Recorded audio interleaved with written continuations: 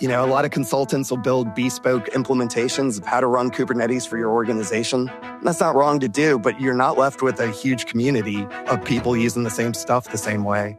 So we have a Slack workspace that's free so that when you lose that awesome SRE or that awesome platform engineer, you still have a place to go to ask questions about how to run the platform that you're running. You are listening to the Kubelist Podcast, a show interviewing project maintainers for open source projects with a focus on CNCF sandbox, incubating, and graduated projects. Hi, I'm Marc Campbell. Together with Benjie DeGroot, we publish the Kubelist newsletter dedicated to Kubernetes and the CNCF ecosystem. I'm the founder and CTO at Replicated, where we enable software vendors such as HashiCorp, Puppet, Harness, and many others to operationalize and scale the distribution of their modern on-prem software. Check us out at replicated.com. Benjie is the co-founder and CEO at Shipyard, where they enable teams of all sizes to build, test, and deploy faster and more reliably via their ephemeral environment management platform. Get started with ephemeral environments at shipyard.build. The Kubelist Podcast is brought to you by Heavybit, the leading investor in developer-first startups. For more information, visit heavybit.com. If you're interested in being a guest on this show, or you would like to suggest a project, find us on Twitter at ReadKubelist. Finally, sign up for the Kubelist newsletter and read previous issues at kubelist.com. Welcome back to another episode of the Kubelist Podcast. On this episode, Benjie and I had John Dietz from Kubefirst on. We spent a lot of time talking about the Kubefirst project, their journey through a couple acquisitions, making a commercial product, and then Colony. It was a really good conversation talking about just really delivering best opinions into Kubernetes clusters. Yeah, I mean, you know me, I'm all about being opinionated, and I think that the number of foot guns in our ecosystem is the thing holding us back officially at this point. I've been kind of saying it for a while, but now it's just getting worse and worse. So I love projects like this that are like, hey, this is how you can get some best practices in place and build on it. The other thing that's interesting, I think, for those folks that are building companies from scratch right now, having these opinionated ways to set up your cluster helps you get into marketplaces with AWS, GCP, things like that. Is SOC 2 compliance. I think that angle is also really good, where you can kind of generate docs and all kinds of from a compliance side. But Kubefirst is a super interesting project. I wouldn't say it was the most technical. Like, we didn't get into string theory, but I think that the opinions matter, and how to understand how to set up this stuff really matters. And I think what they're doing over there is really cool. Yeah. Enjoy the episode. All right. So Marc and I are here with John Dietz from Kubefirst. I'm excited to dive into that project and hear about the evolution of it. But John, first off, just tell us a little bit about your background. Where'd you grow up? How'd you get into computers? First experience with open source? Sure, yeah. Thanks for having me on the show today. My name's John Dietz, CEO of Konstruct, a company that brings Colony and Kubefirst. Kubefirst is really the darling of our company. It started as an open source project about 6 years ago. It was our first enterprise pilot, and we have, for the last 6 years, taken it to market, gone through an incubator, went through that whole process, and then just recently got acquired one more time and are sort of on our way. But historically, I'm just a cloud native, cloud DevOps-y type of engineer. I started out a long time ago, came up through IT in the QA space. I was a automated tester back in the very early days of automated testing, and then went into load testing and data and performance, and then made my way into cloud and cloud native.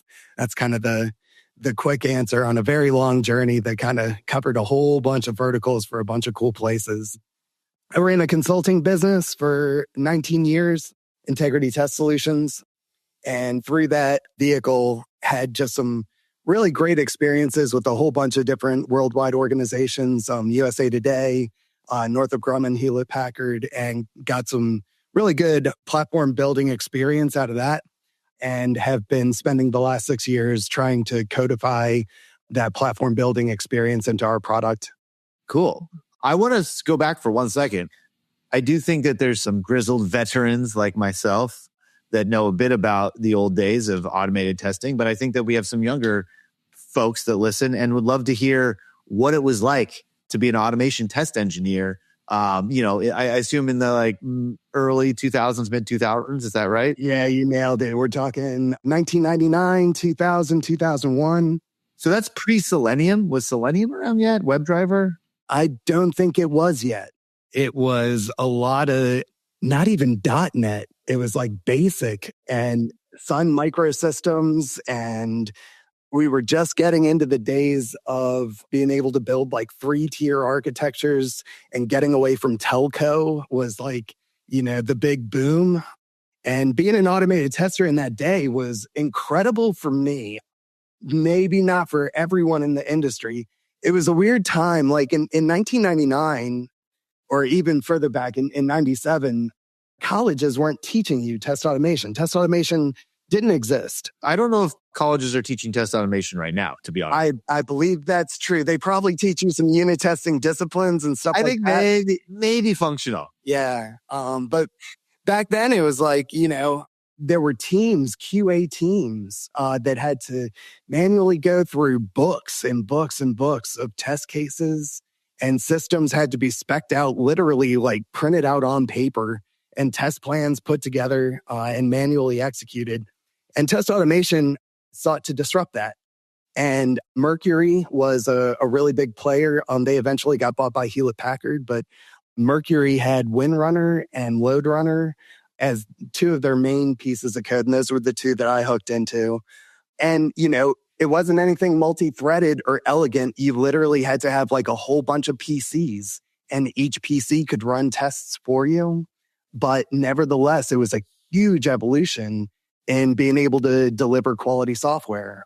So I did that for, maybe about like 5 years or so. And all the while I had my left eye, sort of eyeballing the software development space, looking at the DevOpsy problems of performance and performance tuning of databases and stuff like that. And that kind of just sent me off into a career where I covered a whole bunch of different types of verticals for a whole bunch of different companies through the consulting business I put together. Okay, cool. I was just curious about how you did test automation in those days. I like to complain about Selenium, but that's more of a aughts problem than a 2000s problem, I would say. And now we got Cypress and Playwright, all that stuff. But let's fast forward a bit. Okay, so obviously you started off as a test engineer a while ago. You became a consultant, proper engineer, doing all kinds of stuff. And then you started Kubefirst, and this is an open source project. So first off, what is Kubefirst? Yeah, so Kubefirst is an instant platform for companies to adopt good patterns on free and open source tools. So a lot of people, when they go to adopt Kubernetes for the first time, they're met pretty quickly with a very tall CNCF landscape of products that they have to choose the right products and put them together in order to get good business value out of Kubernetes.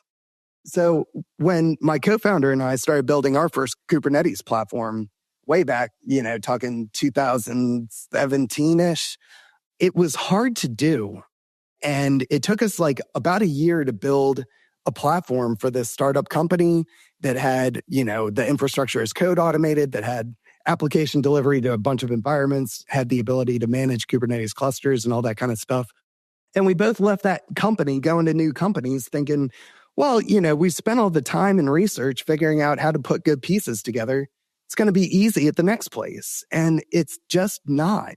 And it frustrated both of us to the point that we began working nights and weekends on an open source project to try to build instant companies. We know that there are certain disciplines that every project that's starting right now is going to want, from single sign-on to infrastructure as code to a modern way to deliver applications and build applications and ship them to your pre-prod and prod environments. And over the course of time, the Kubernetes landscape has also begun to centralize a little bit on some best of breed tools, if you will. Not to say that any one of them can't be replaced, but there are certain tools that everyone tends to centralize upon. And it's with good reason. There are good, free, open source tools that can provide a ton of value to organizations if they could just put them together the right way. So that's what our project is. Kubefirst is trying to be a very, very low barrier of entry to have a very, very comprehensive, polished, production-ready Kubernetes ecosystem that can build Kubernetes clusters, that can deliver GitOps applications, manage your infrastructure as code, do governance and stuff like that. But not like proprietary. You're saying you're like, so I remember, like, I'm going to go back, right? Like Replicated's been around since before Kubernetes. And when Kubernetes came out, we were like, okay, this is really cool. And now we have Kubernetes clusters and we have automation and we have GitOps and we have sealed secret. We have like all of this pipeline and everything that we actually deploy code for. And sometimes you forget like how hard that was to set up. Like even things like, oh, we're going to set up Flux. That's what we picked back in the day. And we're like, we're going to set this up. And I'm like, wait, how do I do secrets? Wait, how should I structure this repo? All these decisions. And so you're saying that's what Kubefirst is doing for you, is basically kind of giving you that run book, that playbook, and saying like, look, we're going to jumpstart you and give you the best practices here. Yeah, that's exactly right. So we know that you're going to need a domain. We know you're going to need a cloud, and we know you're going to need a Git provider. And if you can just tell us the details for those three things, we can build a Kubernetes cluster in any cloud that you want and hydrate that Kubernetes cluster with secrets management, user management, OIDC providers, so you have single sign-on into all your applications. And then there's also all these chicken and egg scenarios of building up that management ecosystem. Because you're right, some of these applications need secrets. But one of your applications is a secrets manager that doesn't exist yet. So like there's all these chicken and eggs that you have to sort of sort out. And we've gone through and established all of the orchestration to shake all of those chicken and egg scenarios out. So you basically just tell us what cloud you want, what DNS you want, and what Git provider you want to use, and hit a magic go button. And then we build your Kubernetes cluster. We build your platform out. We build up your user ecosystem, hook it into all the applications on the platform. And then we give you the GitOps repository that has all your infrastructure as code and that has all your GitOps configurations so that you can change anything that you don't like about the platform. If you want to change ingress controllers or whatever it is, someplace you want to put your secrets somewhere else or whatever it is you want to do, you're able to just start submitting pull requests to your new GitOps repo. And like, we're going to spend more time talking about it, but like, this is like the features. I want to definitely dig into that some more and how it works. But like, you started this just as an open source project, right? Well, actually, so we didn't start it out open source, if you can believe it. So it's 2017 and Kubernetes is really hard, right? And you're reading blogs to try and figure out how Kubernetes is supposed to work. And everybody's lying to you. And it's just like a dark, difficult place to run software. And so my co-founder and I, we were like, look, if we can build this thing so that it's instant, I bet we can go company to company and get people to use this platform. But we were building it closed source at the time. It was just completely stealth. We didn't want to open it until we could prove that it worked in an enterprise. So we went through a 1-year pilot with this company, Virtru, that does encryption for Salesforce and G Suite. It's a FedRAMP medium environment. It's, FIPS 140-2 all over the place. It's just like a complex compliance environment. And we were like, if we can survive this place with 100 engineers, then this thing scales. It's ready to go. You can customize it to anything. And that's when we wanted to try and raise capital. So we got through that pilot. We open sourced, had a brief relationship with Chris Aniszczyk, the CTO of CNCF. And he was like, look, with that pilot, we'll put you on the CNCF landscape right away. And that was enough for us to feel like that was a signal that we were ready to go and try to raise capital. But neither me nor my co-founder were well connected in the space. And raising capital, that was probably the most difficult period of my life. That was just like hard. That was like 2017, 2018? Yeah, about 2017, yeah. Pre-COVID. Pre-COVID, exactly. I want to talk about the company building. We're going to get back to that in a second. But I want to hear a little bit more about okay, so you said, for example, it generates a GitOps repo for you. Is that Terraform that's generating? What is the IAC? Is it Pulumi? What is it? What's going on? Yeah, that's exactly right. So it's Terraform out of the box. You can migrate that to OpenTofu super easily if the license issues with HashiCorp products is out of bounds for you. And the Terraform, we basically break up the infrastructure into 4 base modules that you get from the install. We'll create a Git module so that you can manage your Git repositories and the teams of your engineers and what repositories those teams should be assigned to in IAC. We have IAC for the cloud. That's how we build out your network, your Kubernetes cluster, your S3 bucket for state store, stuff like that. And then we have a users module, which is how we build a self-hosted single sign-on ecosystem so that you can start to, just add your own engineers without getting some kind of a corporate SSO provider involved. But you can obviously just shift it over to Okta or whatever it is you want to host for SSO. And then the last section is secrets management. We use Vault as our secrets manager. And a lot of the initial secrets for the provisioning of the platform get created through Terraform and then persist through Vault at external secrets operator. So once you spin all this up, right? And I'm not trying to minimize the amount of effort there because getting those best practices and those patterns is really, really key. Equally hard, if not immensely harder, is updating it and maintaining it for the life cycle of this thing. So you do all this, right? And now new versions of Kubernetes have come out, new versions of like Vault are out. How do you ensure that somebody using Kubefirst keeps like current? Yeah, that's a really good question. So we have an upstream GitOps template repository, which is sort of the origin of the opinions of how you get your management cluster. So when you do an install, we ask for your DNS, your cloud, whatever. And then we provision that in your cloud for you in a Kubernetes cluster that has all the tools in it that allows you to build and operate that platform. But you're not typically going to put your apps in that cluster in most organizations. Most organizations are going to have another cluster that represents their development, their staging, their production environments. In more complicated environments, sometimes there's an East or West or a GCP and an AWS variation of those clusters. But that's where you want your workloads, is in those workload clusters. So the way that we've organized it, when you get that GitOps repository, it has the instance state of your management ecosystem, just like in clusters management. But we also give you a templates directory, which has the definition of how workload clusters get created by the platform. And we have a user interface called Kubefirst Pro that lets you basically just click to create new clusters that are based on those templates. So we'll start you off with some reasonable starting point templates for both virtual clusters and for physical clusters in your cloud that have your usual suspect apps like Cert Manager, Reloader, External DNS, Ingress Nginx. But we stop there because we know that the apps that you want in your workload clusters are your decision to make. So you basically just get to add applications to your templates. And then anytime you create a workload cluster, those applications that you put in your templates will go in those downstream workload clusters.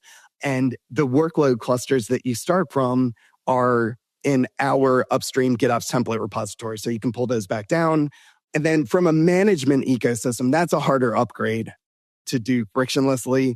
And there's a handful of devils in the details. But at the end of the day, the detail to note is that as long as you're starting from our upstream on the latest version, you're adopting the latest version of Kubernetes, the latest version of all of our management tools, everything that we're upgraded, you get those upgrades for free. That's basically the architecture of the fleet management system. Okay. If I'm listening to this and I'm like, okay, well, I mean, you've got Helm charts, you've got Terraform stuff out there, or OpenTofu stuff, whatever. Why would I want to use Kubefirst and not those? Why not just, I mean, I have a list in my head, but I want to hear why I would use Kubefirst from your perspective. Yeah, sure. So there's a lot of different reasons that people choose us. Sometimes it's because of a time crunch.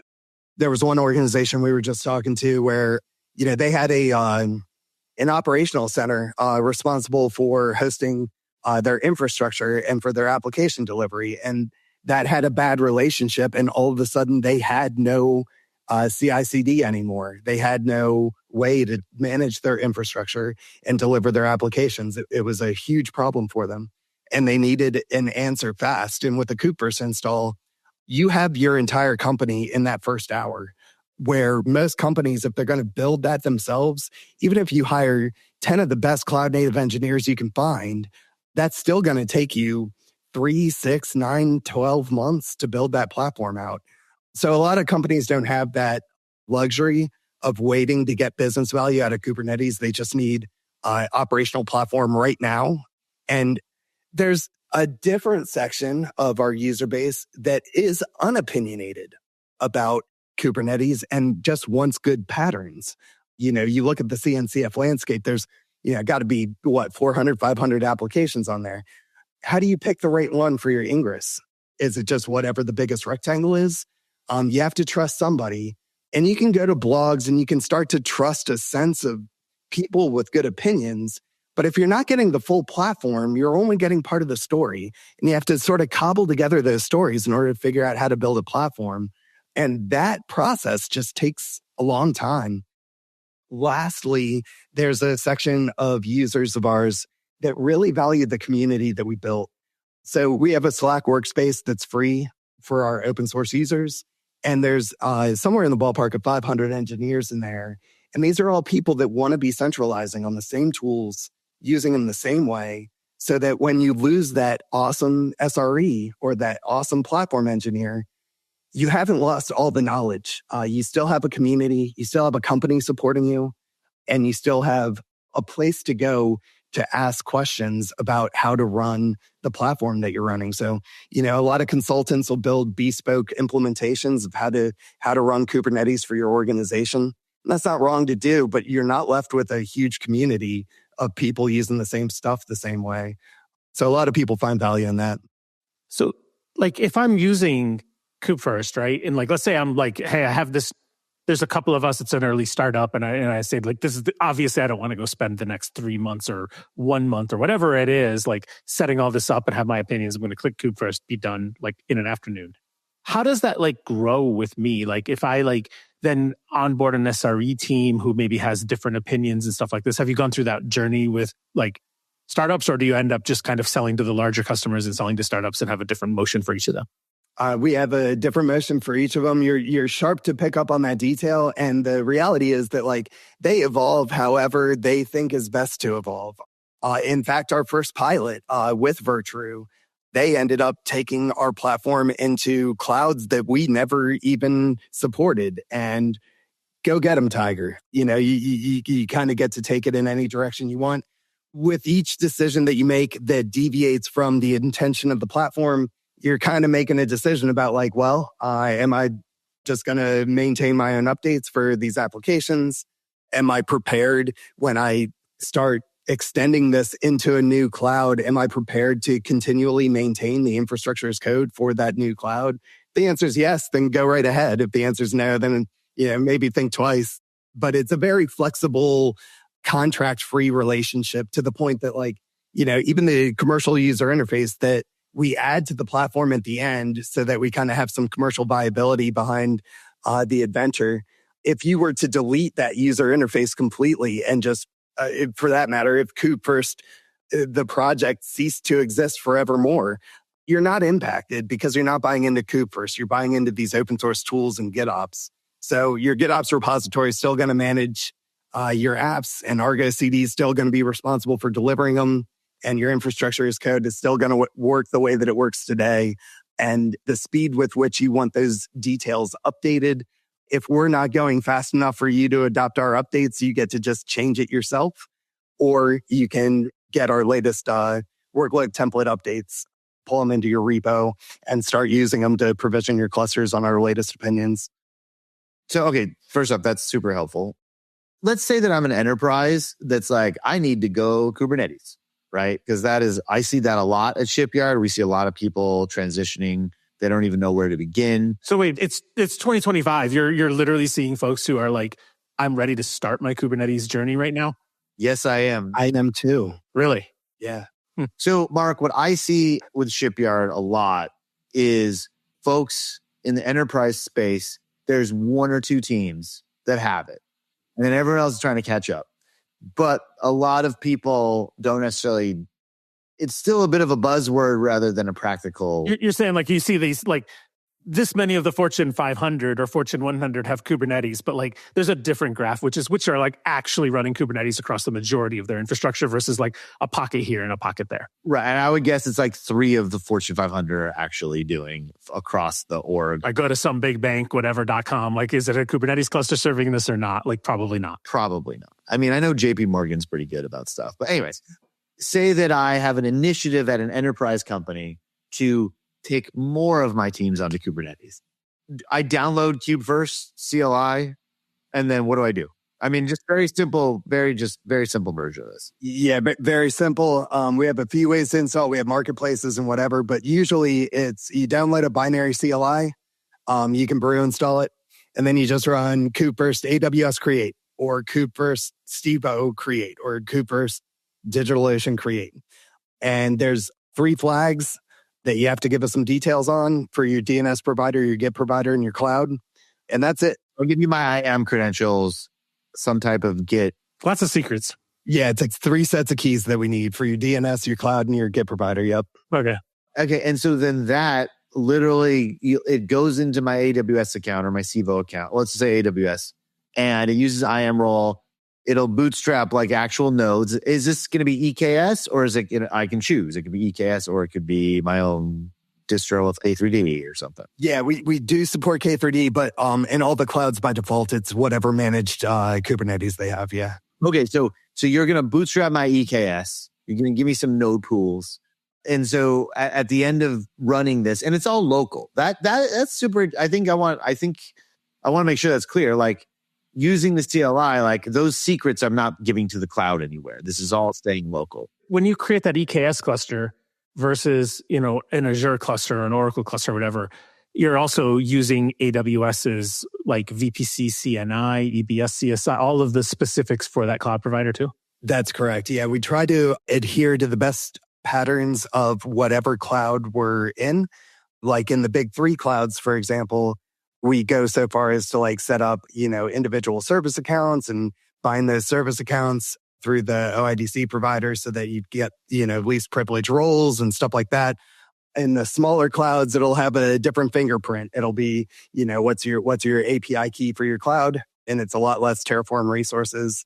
But at the end of the day, yeah, we're just building up the management ecosystem in the safest and most production ready way that we know how to. And that's where you start. So I run Kubefirst create, and then I get this repo and I get like a bunch of Terraform in it. Then do I have to run Terraform plan, Terraform apply, or does Kubefirst actually execute that for me too?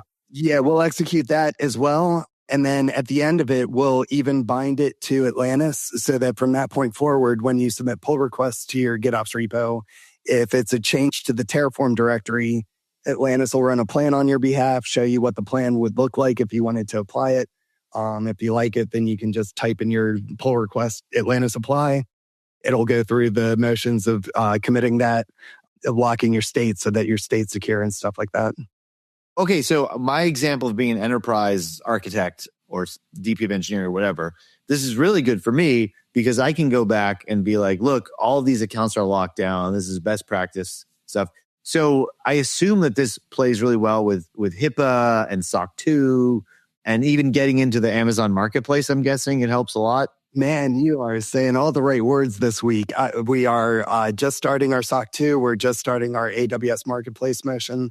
So I think that you're exactly right. What we would love to do is be able to provide not just a Kubefirst platform, but a result of a SOC 2 audit and a HIPAA audit so that you know exactly what the details are that you will have to go through from that default install in order to gain SOC 2 compliance in your organization.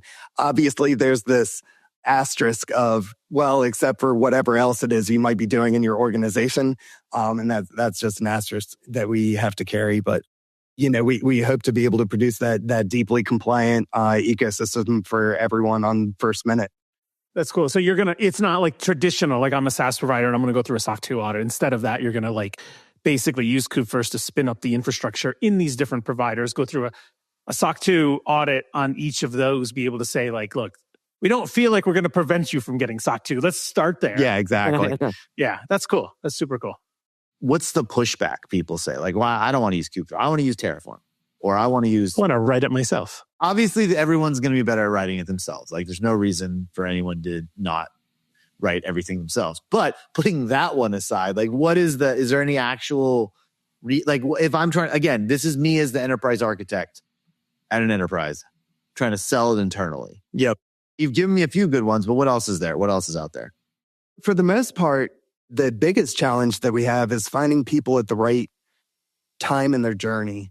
There's a lot of shops that we go to that feel very interested in the Kubefirst platform, but they've already built up opinions about what they want for their tech, for their cloud native tech. They just really feel passionately that, they have to have not Argo CD, they need Flux CD, and that's just a deal breaker for them. And we miss on those folks. And optionality is very expensive for us. When you think about the number of clouds and Git providers and DNS providers we support, to add additional options on top of that is just variability that makes it prohibitive to test and to get exactly right for everyone. So we have to be very stubbornly opinionated about the starting point. And that's a turnoff to some folks. Like, if you just really, really needed your management cluster to always start a certain way. In order to combat that, we recently implemented workload cluster provisioning in our ecosystem. And creating a workload cluster doesn't have to just be for like your dev stage prod workloads. A workload cluster could also be a centralized ecosystem for your CI tools or for your security tools. And today, those tools live in management.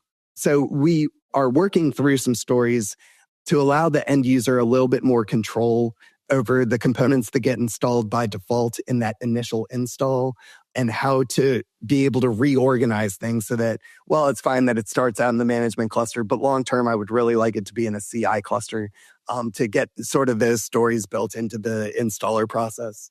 But for the most part, I would say our biggest challenge is just finding people at the right time. I hear over and over again, man, I wish I knew about you 10 months ago, and it's frustrating to not have gained the popularity to prevent that from happening. Like, nobody goes into Kubernetes and doesn't know about Flux or Argo CD.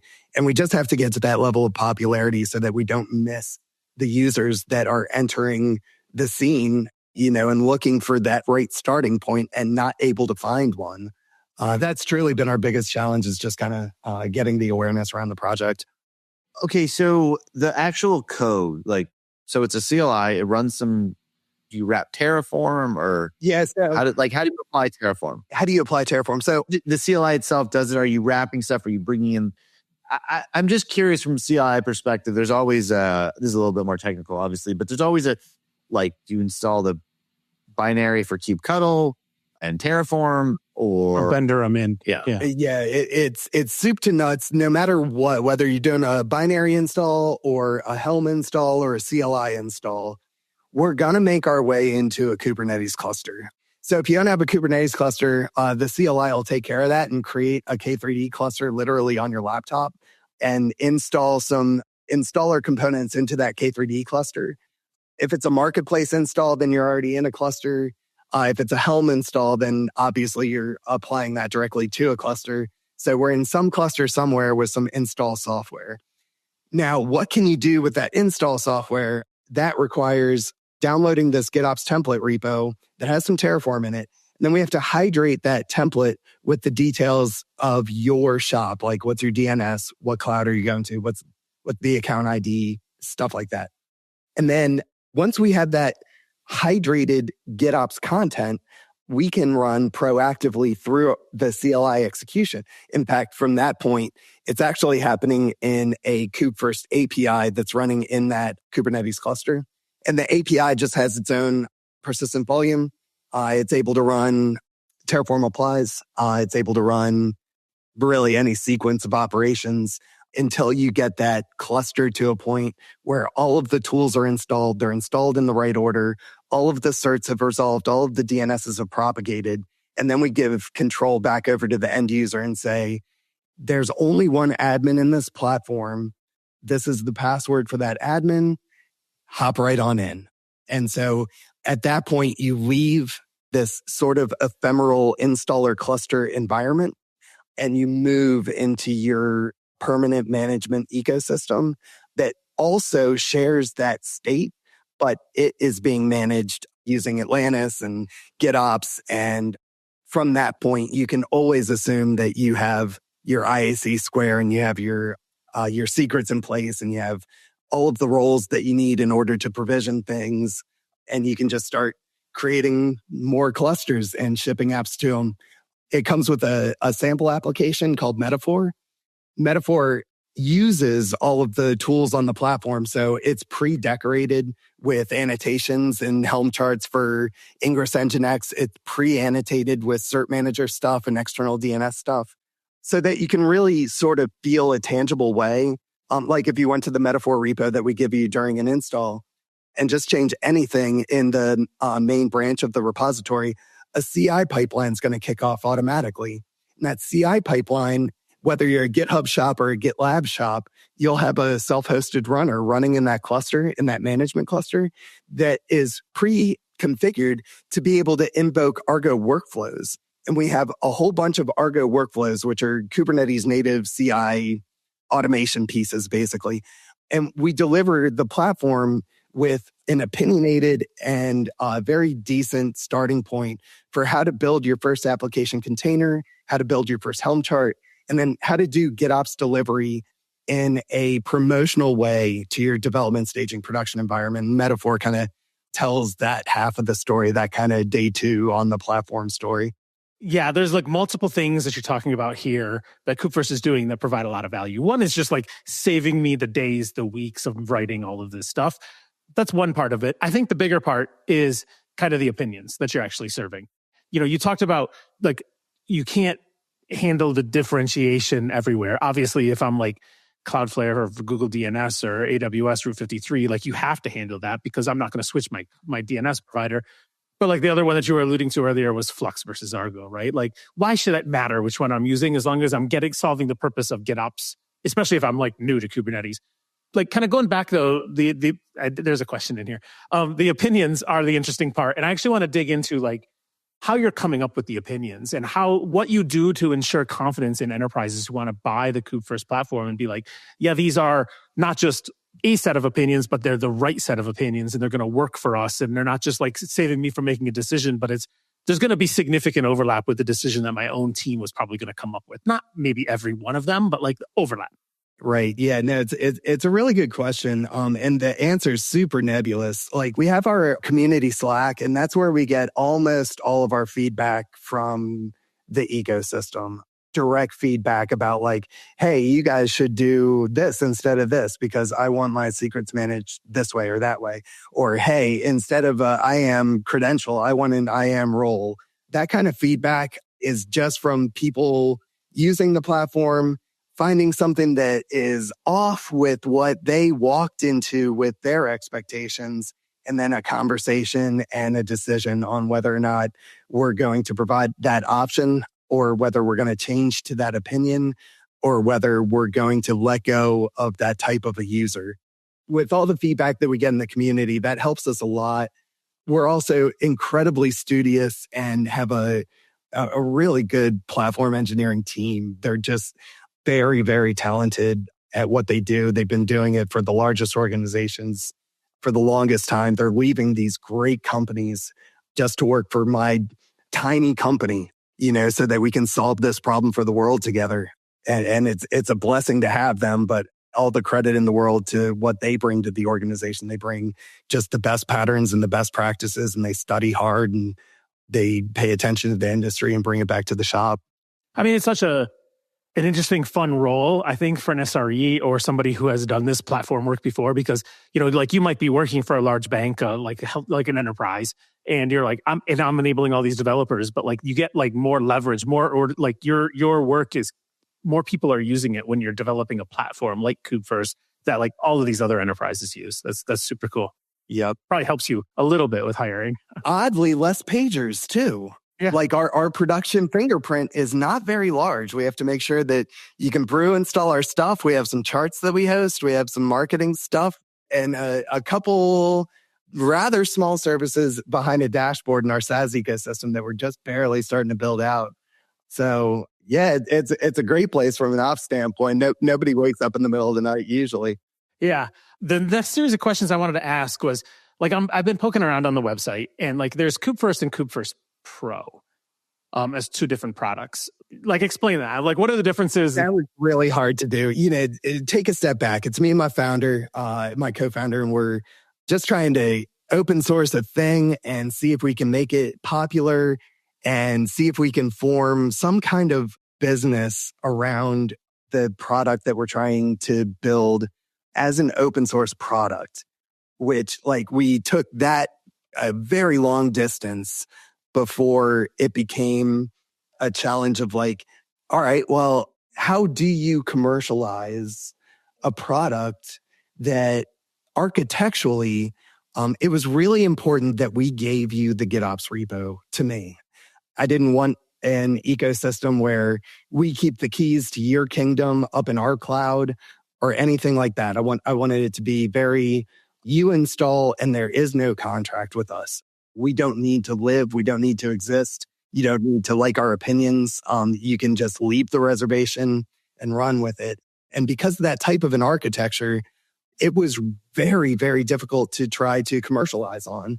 And we decided that by investing in a user interface layer and making that our commercial angle, we could always have this open source platform that everyone could always benefit from, and that would always benefit the very small founder that's trying to build something and get it off the ground, which is a really important part of our mission. Like, we're only where we are because companies like GitLab offered free software that we got to use and take advantage of and build stuff with. And we want to do that very same thing for our users. So introducing the commercial angle on the user interface was tricky, and it was a very nebulous story for quite a long time. And that was while our company was also called Kubefirst. So we had Kubefirst, the company, we had Kubefirst, the open source platform, and we also had this user interface that we were calling, you'll never guess it, Kubefirst. And after our last acquisition, we got presented with an opportunity to build a new product called Colony. It's a bare metal provisioner that basically lets you repurpose your servers into Kubernetes clusters.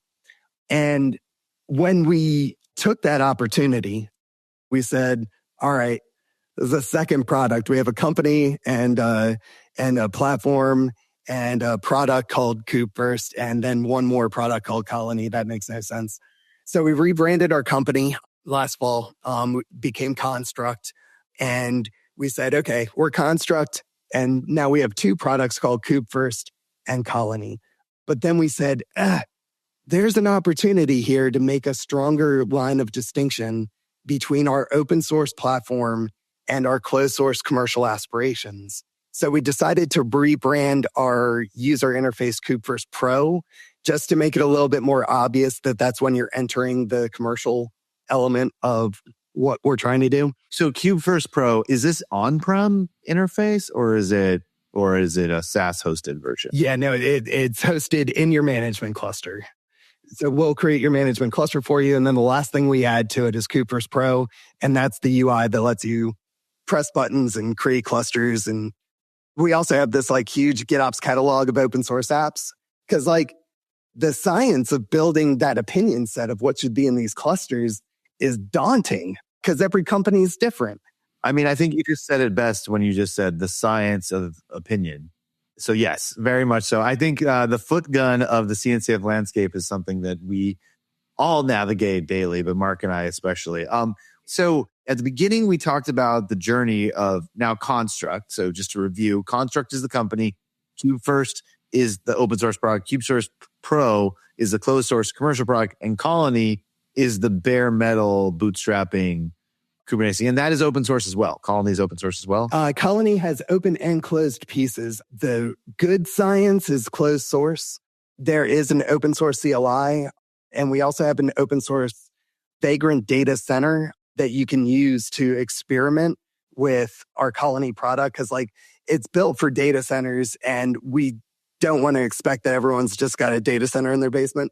So we built an open source Vagrant-based data center with like spine leaf architecture, and it's pretty wild. But you can spin up this Vagrant data center and then just start spinning up Telus clusters or K3s clusters.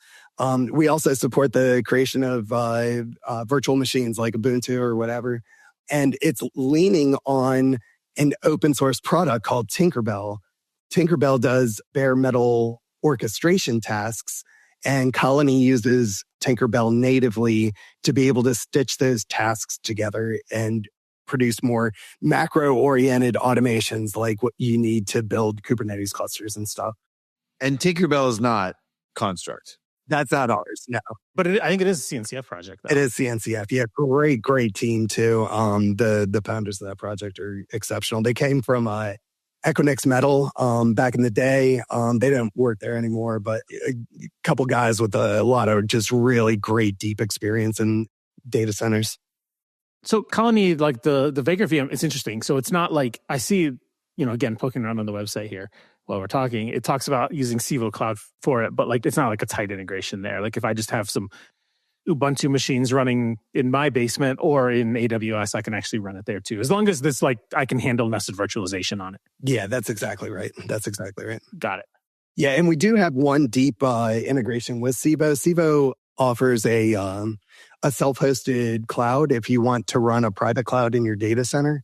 Kind of like, I think EKS Anywhere kind of has a similar story. Are these machines or is it software? Is what machines or software? Is that product that Civo has? Do I like drop in a rack at my data center?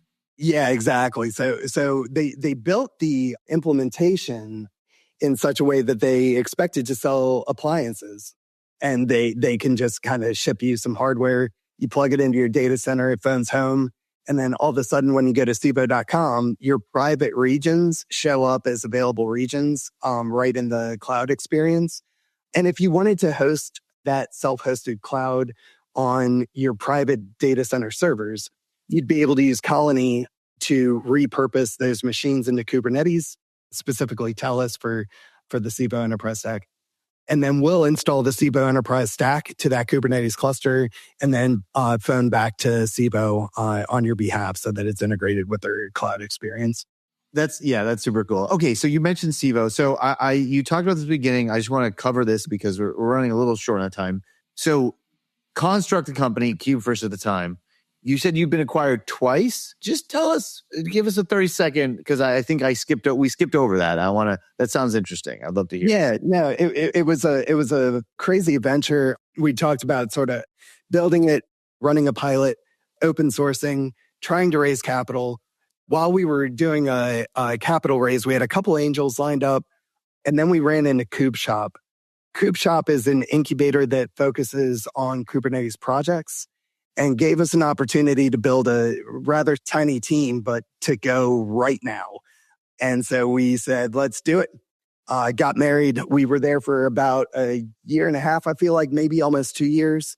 And we were able to build out a lot of the concepts for the platform and bring us right to our commercial go-to-market, at which point we got acquired again, which was the purpose of being at that incubator, frankly. So the incubator sort of acquired you, but really just funded you. And then... Yeah, that's what it was. Then Civo came in a few years later, and they actually bought the product. So Konstruct is a part of Civo, which is a cloud. I'm familiar with Civo. That's a cloud competitor to the big three, basically. Yeah, they're a lot like DigitalOcean. They're based in the UK.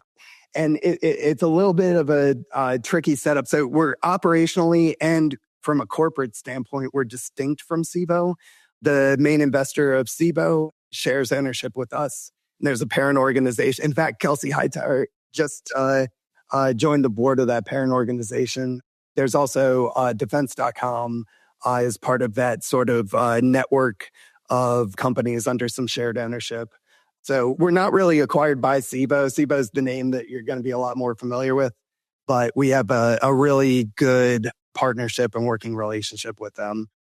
Yeah, Mark and I actually were doing some on-the-ground KubeCon interviews, and I believe we talked to the CTO of KubeShop, actually. So the name's been popping up a little bit these days. That's interesting. Okay, cool. So now this open source project, it sounds like you have some contributors outside of your direct company. If I wanted to contribute, where do I go? How do I find you guys? The best place to go is probably just construct.io. And then up in the headers, you can find your way to anything we have. We do have a Kubefirst GitHub repository that's open source. It's under the org Construct.io, all one word, Constructio. Yeah. And we'll give links in the podcast notes, of course. Yeah, thanks so much. Do you guys have community meetings, weekly, monthly, anything like that? So we have a live stream that we do every 2 weeks. We try to talk about everything that we're doing, everything we're building. We bring guests on of relevant products that are adjacent to the platform environment that we're trying to provide for our end users. We don't have community meetings, but we do have a vibrant community Slack. And if meetings were ever interesting to anyone, you just have to get our Slack and tell us. So Slack is the main place to contribute and get those opinions in there. Yep. Obviously, using Replicated and Shipyard are part of the best practice for all CNCF projects. Everyone knows that. So I don't even have to go on Slack for that one. No, but okay, so Slack is a good place to do that. The stack is Go. It's all Go, mostly Go, some generated Terraform. Yeah, it's almost all Go. We got a little React stuff going on for the front end. And the IAC is mostly Terraform. Sometimes it's a combination of Terraform wrapped in a cross-plane provider. Okay. And you have the ability to eject out a cross-plane into Atlantis if you'd rather be in more of the human Atlantis side than the GitOps cross-plane side. We have stories to help accommodate all those needs. So even you guys aren't completely opinionated, is the point. Yeah, I mean, how can you be fully opinionated these days? There's just too much optionality and there's so much nuance. But yeah, I think we are hitting the nail on the head as to a very good, free, open source ecosystem of great products that have been tried and tested. The type of products that, when you go to any new cloud native product and you start to look at how to install it, they always sort of give you an example with Nginx as the Ingress controller. And that it's details like that of us studying the industry for the last decade, where we feel like we're setting you up very well for a great Kubernetes experience. But yeah, it's impossible to be opinionated and right all the time. I mean, I would beg to differ. I'm always right and I'm always opinionated. So that's not true. All right. Well, I think we're up on time here. Mark, do you have any last questions for John? No, I mean, I think it's having been early in the ecosystem, I kind of wish something like this was around, because we went through the process of trying different tools, trying different honestly, even right now, I look at our GitOps repo and I'm like, there's still some stuff in here that I feel like it's just way too set right now. And having better practices early is really, really valuable. Yeah. And the maintenance thing is really cool as well. Yeah. Okay. Well, John, thank you so much for coming on. It's construct.io. And again, it'll be in the show notes, and really appreciate you coming on. Thanks for coming, John. That's all we have time for today. If you're interested in being a guest on this show, or if you would like to suggest a topic, head over to Kubelist.com. I'm Marc Campbell, CTO at Replicated, where we enable cloud-native software vendors to operationalize and scale the distribution of their modern on-prem applications to their largest enterprise customers.